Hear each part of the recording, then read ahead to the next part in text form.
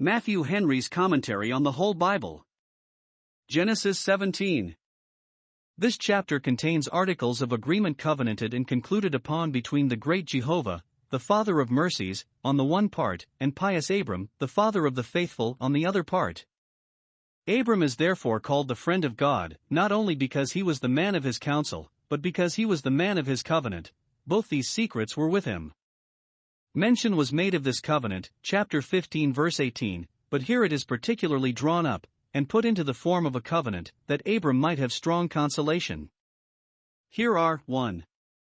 The circumstances of the making of this covenant, the time and manner, verse 1, and the posture Abram was in, verse 3. 2. The covenant itself. In the general scope of it, verse 1. And, afterwards, in the particular instances. 1. That he should be the father of many nations, verses 4 and 6, and, in token of this, his name was changed, verse 5. 2. That God would be a God to him, and his seed, and would give them the land of Canaan, verses 7 and 8. And the seal of this part of the covenant was circumcision, verses 9 to 14. 3. That he should have a son by Sarai, and, in token thereof, her name was changed, verses 15 and 16. This promise Abram received, verse 17. And his request for Ishmael, verse 18, was answered, abundantly to his satisfaction, verses 19 to 22. 3. The circumcision of Abram and his family, according to God's appointment, verse 23, etc. The covenant with Abraham renewed, 1898 BC. 1. And when Abram was 90 years old and 9, the Lord appeared to Abram, and said unto him, I am the Almighty God, walk before me, and be thou perfect. 2. And I will make my covenant between me and thee, and will multiply thee exceedingly. 3. And Abram fell on his face, and God talked with him, saying, Here is, 1. The time when God made Abram this gracious visit, when he was 99 years old, full 13 years after the birth of Ishmael. 1. So long, it should seem, God's extraordinary appearances to Abram were intermitted, and all the communion he had with God was only in the usual ways of ordinances and providences.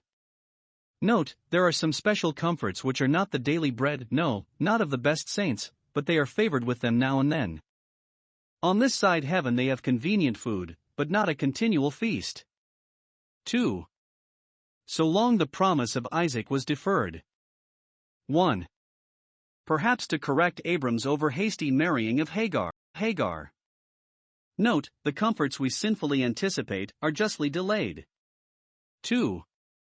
That Abram and Sarai being so far stricken in age God's power, in this matter, might be the more magnified, and their faith the more tried. See Deuteronomy 32 verse 36, John 11 verses 6 and 15. 3.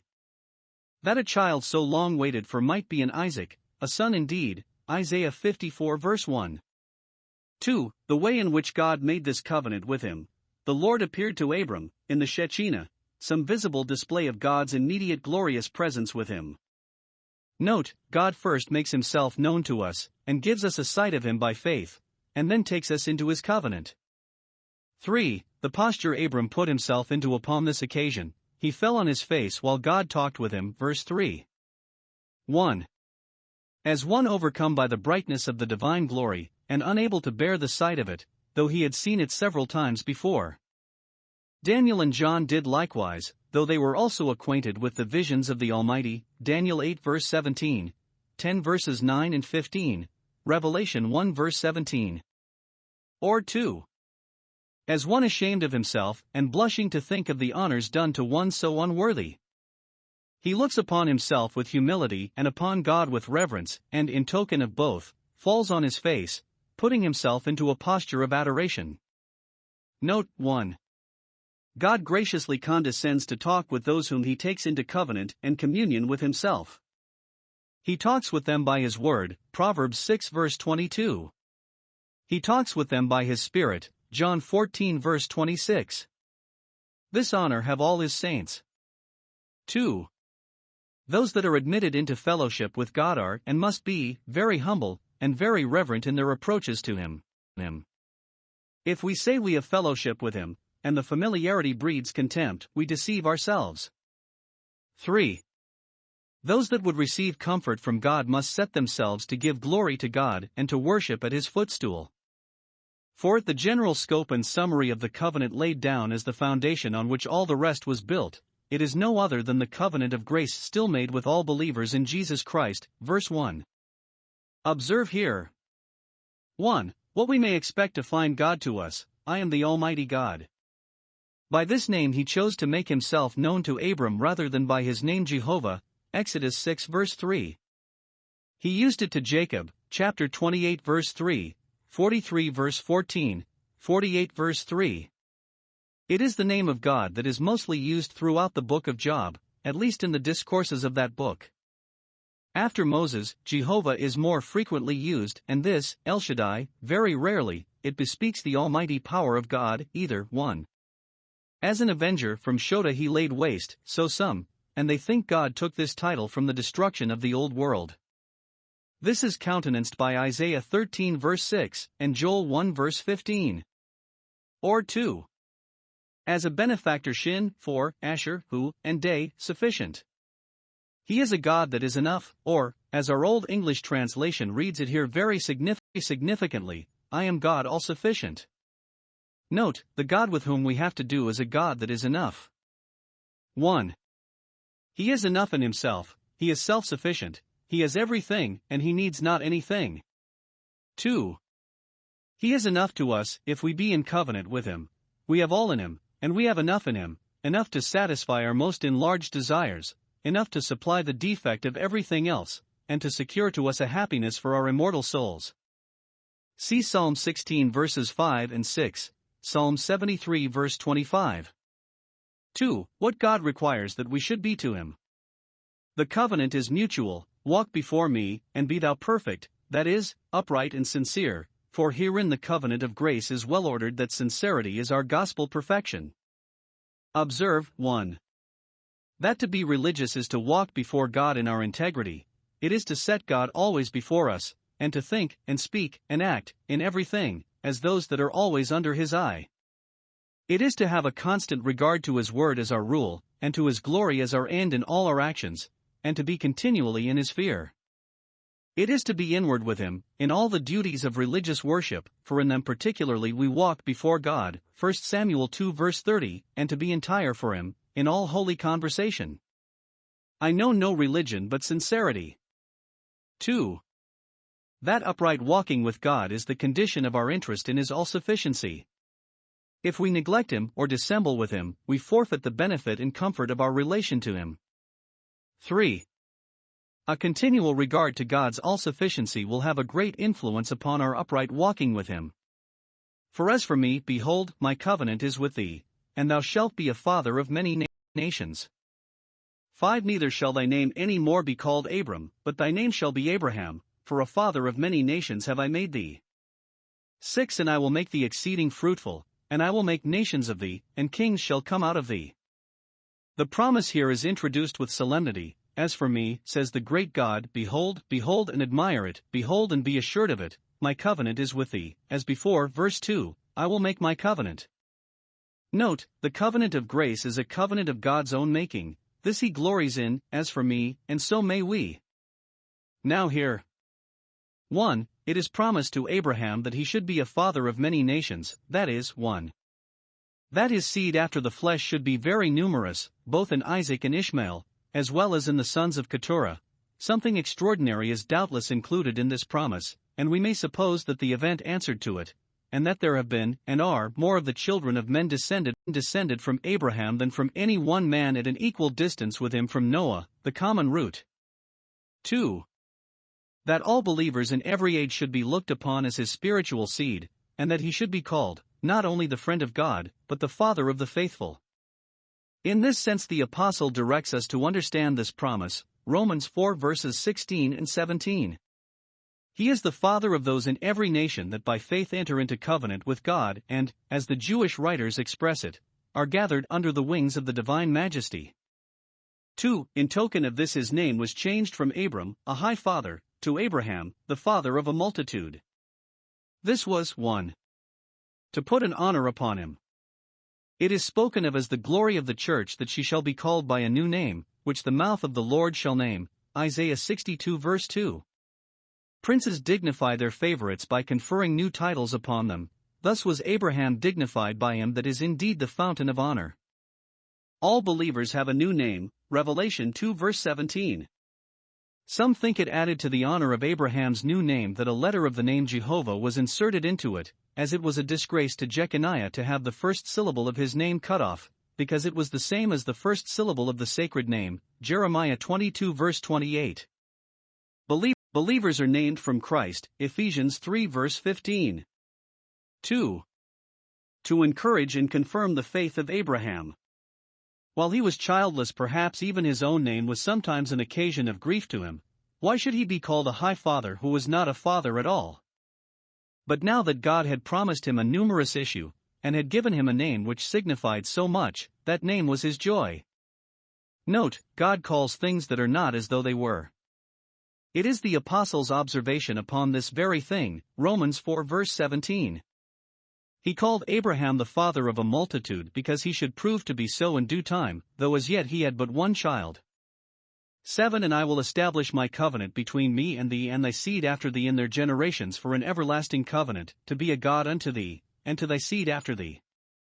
8 And I will give unto thee, and to thy seed after thee, the land wherein thou art a stranger, all the land of Canaan, for an everlasting possession, and I will be their God. 9 And God said unto Abraham, Thou shalt keep my covenant therefore thou, and thy seed after thee in their generations. 10 This is my covenant, which ye shall keep, between me and you and thy seed after thee, every man child among you shall be circumcised.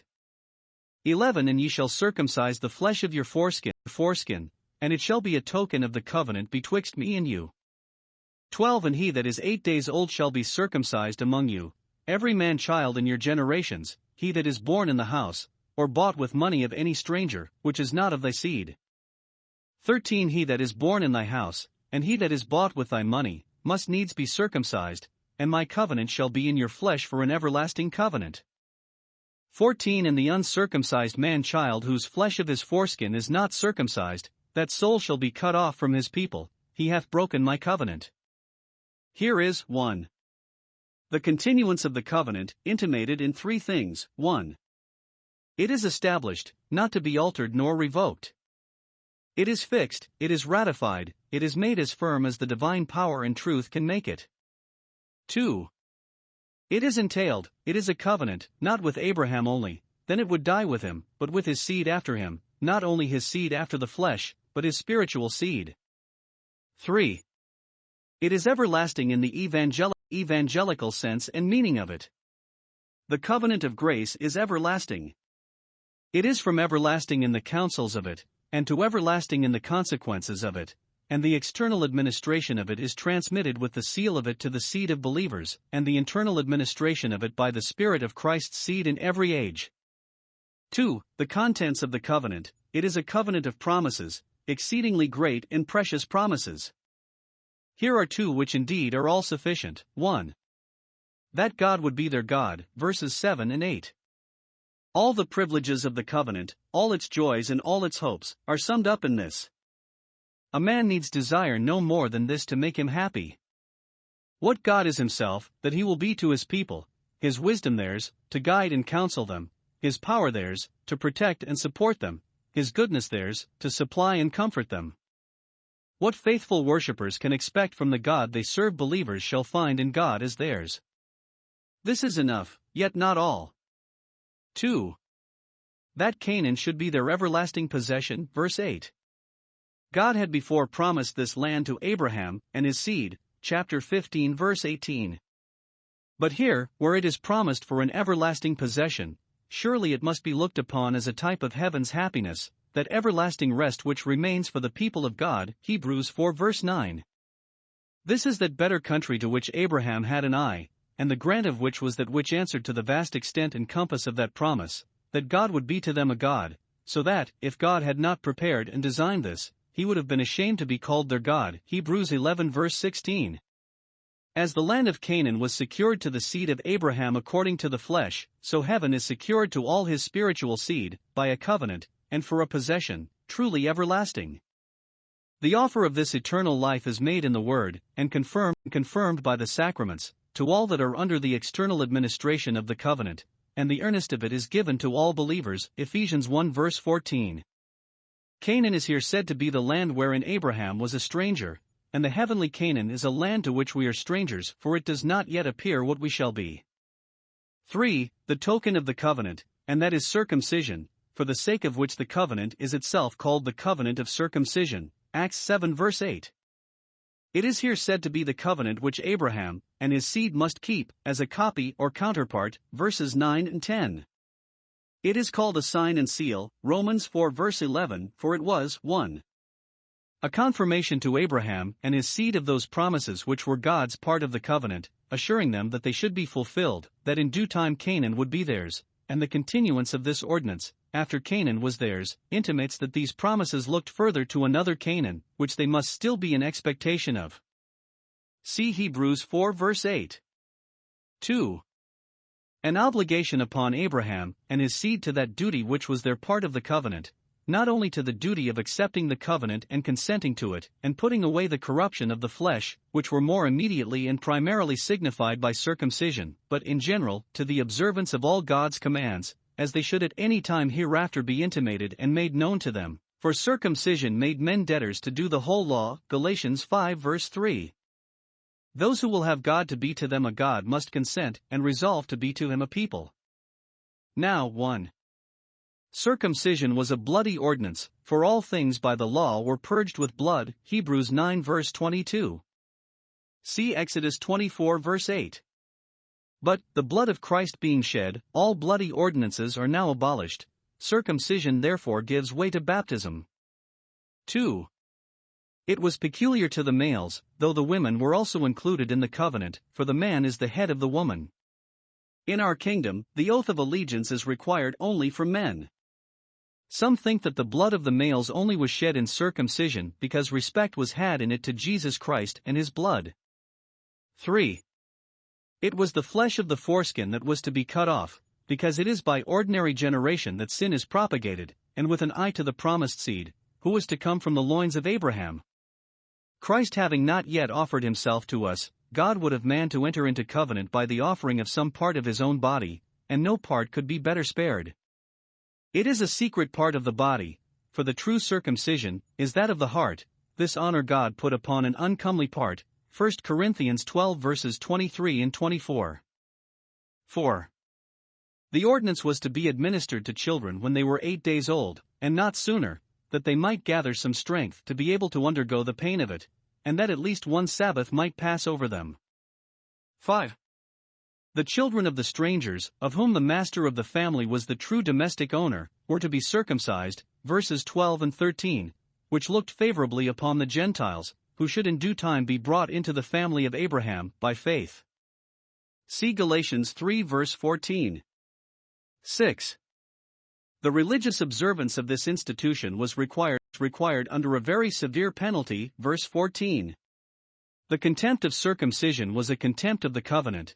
If the parents did not circumcise their children, it was at their peril, as in the case of Moses, Exodus 4 verses 24 and 25. With respect to those that were not circumcised in their infancy, if, when they grew up, they did not themselves come under this ordinance, God would surely reckon with them. If they cut not off the flesh of their foreskin, God would cut them off from their people. It is a dangerous thing to make light of divine institutions, and to live in the neglect of them. 15. And God said unto Abraham, As for Sarai thy wife, thou shalt not call her name Sarai, but Sarah shall her name be. 16. And I will bless her, and give thee a son also of her, yea, I will bless her, and she shall be a mother of nations, kings of people shall be of her. 17. Then Abraham fell upon his face and laughed, and said in his heart, Shall a child be born unto him that is 100 years old? And shall Sarah, that is 90 years old, bear? 18. And Abraham said unto God, O that Ishmael might live before thee. 19. And God said, Sarah thy wife shall bear thee a son indeed, and thou shalt call his name Isaac, and I will establish my covenant with him for an everlasting covenant, and with his seed after him. 20. And as for Ishmael, I have heard thee, behold, I have blessed him, and will make him fruitful, and will multiply him exceedingly. 12 princes shall he beget, and I will make him a great nation. 21 But my covenant will I establish with Isaac, which Sarah shall bear unto thee at this set time in the next year. 22 And he left off talking with him, and God went up from Abraham. Here is 1. The promise made to Abraham of a son by Sarai, that son in whom the promise made to him should be fulfilled, that he should be the father of many nations, for she also shall be a mother of nations, and kings of people shall be of her. Verse 16. Note 1. God reveals the purposes of his goodwill to his people by degrees. God had told Abraham long before that he should have a son, but never till now that he should have a son by Sarai. 2. The blessing of the Lord makes fruitful, and adds no sorrow with it, no such sorrow as was in Hagar's case. I will bless her with the blessing of fruitfulness, and then thou shalt have a son of her. 3. Civil government and order are a great blessing to the church. It is promised, not only that people, but kings of people, should be of her, not a headless rout, but a well-modeled, well-governed society. 2. The ratification of this promise was the change of Sarai's name into Sarah, verse 15, the same letter being added to her name that was to Abraham's, and for the same reasons. Sarai signifies my princess, as if her honor were confined to one family only. Sarah signifies a princess, namely, of multitudes, or signifying that from her should come the Messiah, the prince, even the prince of the kings of the earth. 3. Abraham's joyful, thankful, entertainment of this gracious promise, verse 17. Upon this occasion he expressed 1. Great humility, he fell on his face. Note, the more honors and favors God confers upon us, the lower we should be in our own eyes, and the more reverent and submissive before God. 2. Great joy, he laughed. It was a laughter of delight, not of distrust. Note, even the promises of a holy God, as well as his performances, are the joys of holy souls. There is the joy of faith as well as the joy of fruition. Now it was that Abraham rejoiced to see Christ's day. Now he saw it and was glad. John 8 verse 56, for, as he saw heaven in the promise of Canaan, so he saw Christ in the promise of Isaac. 3. Great admiration, shall a child be born to him that is 100 years old? He does not here speak of it as at all doubtful, for we are sure that he staggered not at the promise, Romans 4 verse 20, but is very wonderful, and that which could not be effected but by the almighty power of God, and is very kind, and a favor which was the more affecting and obliging for this, that it was extremely surprising. Psalm 126 verses 1 and 2. For Abraham's prayer for Ishmael, O that Ishmael might live before thee. Verse 18. This he speaks, not as desiring that Ishmael might be preferred before the son he should have by Sarah, but dreading lest he should be abandoned and forsaken of God, he puts up this petition on his behalf. Now that God is talking with him, he thinks he has a very fair opportunity to speak a good word for Ishmael, and he will not let it slip. Note 1. Though we ought not to prescribe to God, yet he gives us leave in prayer to be humbly free with him, and particular in making known our requests. Philippians 4 verse 6. Whatever is the matter of our care and fear should be spread before God in prayer. 2. It is the duty of parents to pray for their children, for all their children, as Job, who offered burnt offerings according to the number of them all. Job 1 verse 5. Abraham would not have it thought that, when God promised him a son by Sarah, which he so much desired, then his son by Hagar was forgotten. No, still he bears him upon his heart, and shows a concern for him. The prospect of further favors must not make us unmindful of former favors. 3. The great thing we should desire of God for our children is that they may live before him, that is, that they may be kept in covenant with him, and may have grace to walk before him in their uprightness. Spiritual blessings are the best blessings, and those for which we should be most earnest with God, both for ourselves and others. Those live well that live before God. 5. God's answer to his prayer, and it is an answer of peace. Abraham could not say that he sought God's face in vain. 1. Common blessings are secured to Ishmael, verse 20. As for Ishmael, whom thou art in so much care about, I have heard thee, he shall find favor for thy sake. I have blessed him, that is, I have many blessings in store for him. 1. His posterity shall be numerous, I will multiply him exceedingly, more than his neighbors. This is the fruit of the blessing, as that, chapter 1 verse 28. 2. They shall be considerable, 12 princes shall he beget. We may charitably hope that spiritual blessings also were bestowed upon him, though the visible church was not brought out of his loins and the covenant was not lodged in his family. Note, great plenty of outward good things is often given to those children of godly parents who are born after the flesh, for their parents' sake. 2. Covenant blessings are reserved for Isaac, and appropriated to him, verses 19 and 21. If Abraham, in his prayer for Ishmael, meant that he would have the covenant made with him, and the promised seed to come from him, then God did not answer him in the letter, but in that which was equivalent, nay, which was every way better. 1. God repeats to him the promise of a son by Sarah, she shall bear thee a son indeed. Note, even true believers need to have God's promises doubled and repeated to them, that they may have strong consolation, Hebrews 6 verse 18. Again, children of the promise are children indeed. 2. He names the child, calls him Isaac, laughter, because Abraham rejoiced in spirit when this son was promised him. Note, if God's promises be our joy, his mercies promised shall in due time be our exceeding joy. Christ will be laughter to those that look for him, those that now rejoice in hope shall shortly rejoice in having that which they hope for, this is laughter that is not mad. 3. He entails the covenant upon that child, I will establish my covenant with him. Note, God takes whom he pleases into covenant with himself, according to the good pleasure of his will. See Romans 9 verses 8 and 18. Thus was the covenant settled between God and Abraham, with its several limitations and remainders, and then the conference ended, God left off talking with him, and the vision disappeared, God went up from Abraham.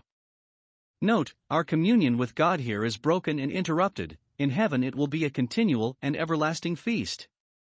Circumcision of Abraham, and c. 1898 BC. 23 And Abraham took Ishmael his son, and all that were born in his house, and all that were bought with his money, every male among the men of Abraham's house, and circumcised the flesh of their foreskin in the selfsame day, as God had said unto him. 24 And Abraham was 90 years old and 9, when he was circumcised in the flesh of his foreskin.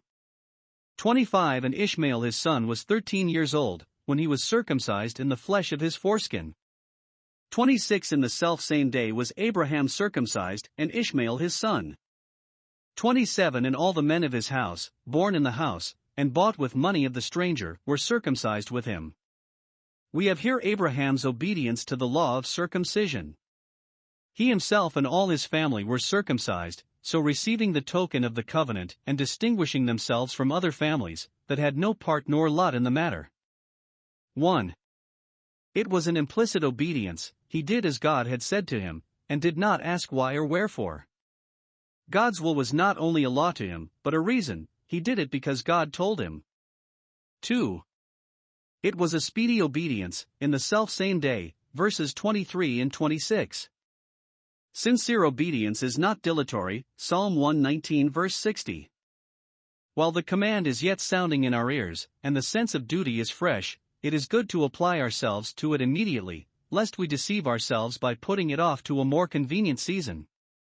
3. It was a universal obedience, he did not circumcise his family and excuse himself, but set them an example, nor did he take the comfort of the seal of the covenant to himself only, but desired that all his might share with him in it. This is a good example to masters of families, they and their houses must serve the Lord. Though God's covenant was not established with Ishmael, yet he was circumcised, for children of believing parents, as such, have a right to the privileges of the visible church, and the seals of the covenant, whatever they may prove afterwards. Ishmael is blessed, and therefore circumcised. 4. Abraham did this though much might be objected against it. Though circumcision was painful, though to grown men it was shameful, though, while they were sore and unfit for action, their enemies might take advantage against them, as Simeon and Levi did against the Shechemites, though Abraham was 99 years old, and had been justified and accepted of God long since, though so strange a thing done religiously might be turned to as reproach by the Canaanite and the Perizzite that dwelt then in the land, yet God's command was sufficient to answer these and 1,000 such objections. What God requires we must do, not conferring with flesh and blood.